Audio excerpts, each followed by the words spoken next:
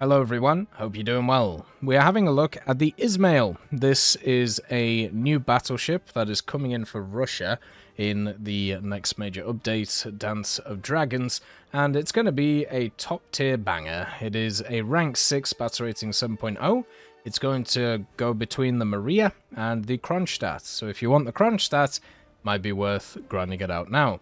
Now, the Izmail is similar to the Kronstadt in the fact that it was never finished, which is why it is labelled as Project in the game. You can see there, the Izmail class Izmail Project.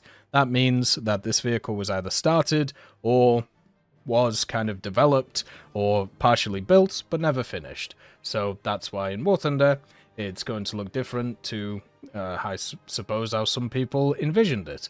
The vehicle itself has a pretty decent main armament, 4 triple-mounted 14-inch gun sets, and they're set up in a way so you're able to get all of the guns on target at once. One of the interesting things about a lot of these battleships for the Russians is they're super low when it comes to their silhouette. They're incredibly tiny, and this one, the Izmail, is even more because it doesn't even look like it has a bridge. Like, if you have a look at the Imperatrista Maria, it is very low to the kind of ground here, but it has a little bit more like built up in these areas, where this vehicle doesn't have anything there and just has kind of the bridge here.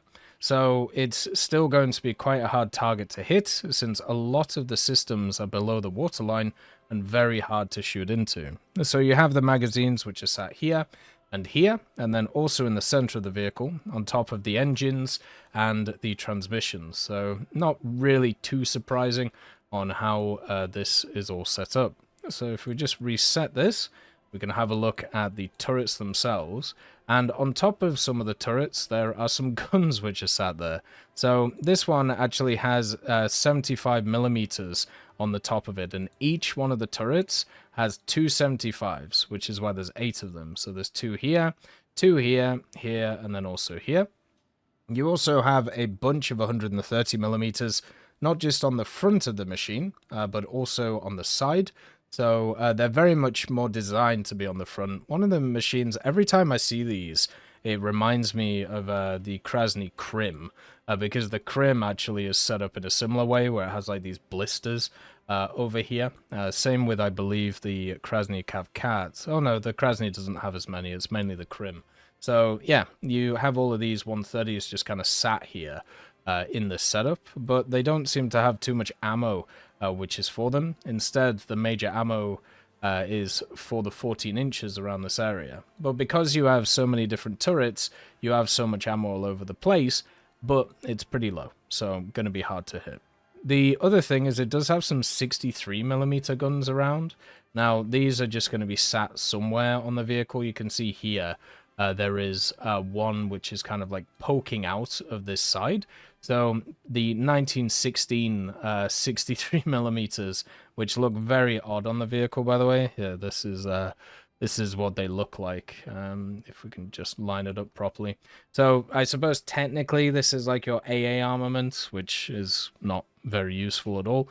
But at least it has something there. For armor, you have access to the rolled cemented armor. This is 237.5 millimeters, so nowhere near as much as other battleships that are around the place, but because it's so low in its silhouette, it's not too bad. And then also you have 100 millimeters above it, and then you have some coal bunkers in the center, but only 2 of them so far. Everything else is a standard fuel tank. So this one has kind of like a hybrid fuel system, where some of it is standard fuel and others is the old style with coal, which is a bit odd, to say the least. Then around the turrets, you have 305 millimeters of thickness. For the bridge, you have 400, so that's definitely going over here.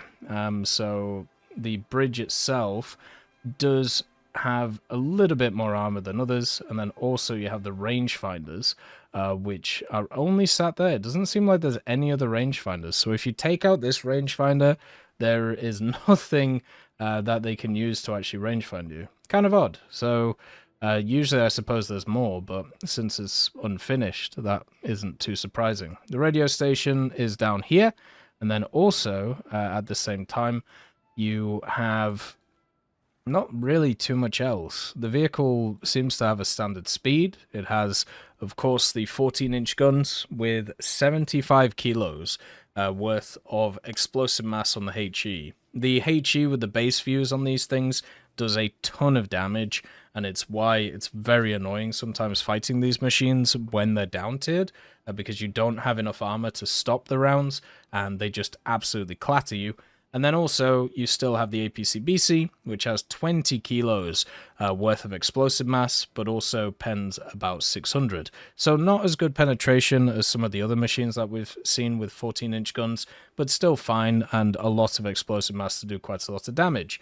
The 130s have HE, and then also you have the SCP-BC, decent penetration once again, but the explosive mass isn't great either. And also, it does have torpedoes, but they are ones which are not really worth showing. You can see that they're the stationary ones that are very much part of the First World War stuff.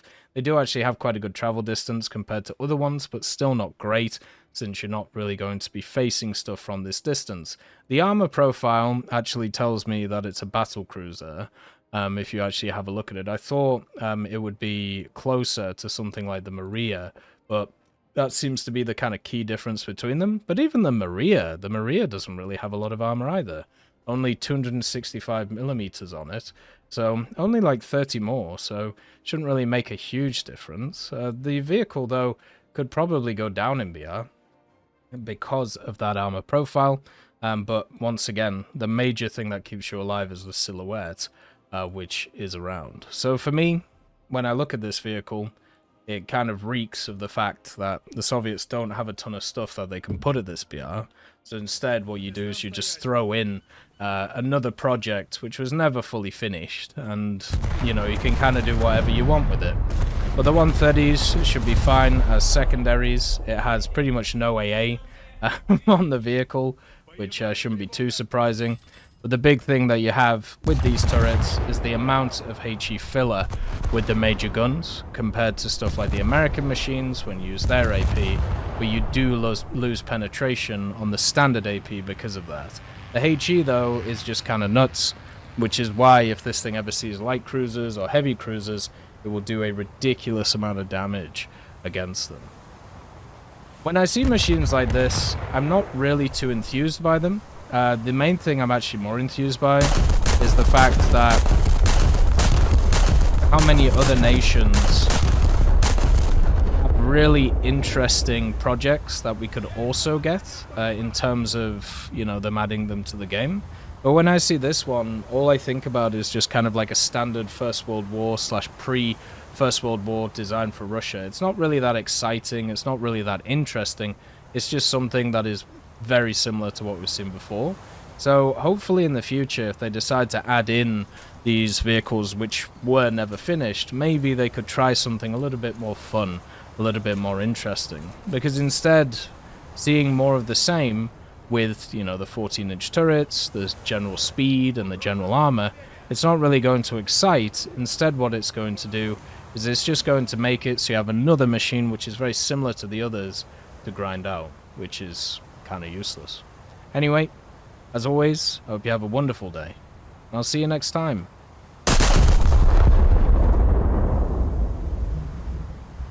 I'd just like to thank GMG Smiley, CD Beans, Chieftain Mike, EMN3 Galaxy, Tulio Pontecovo, Brendan Quinn, Carrion Crow, Gus Irenicus, Pyman, Wartinder, Teddy, Daniel Stanton, Martinez, B. Young, Ozzy Panzer, Alan Hacker, Liam Shear, Opium Prime, Lafouche, Sem, Aslan, Uncle Bean, and Derek R. for supporting the channel.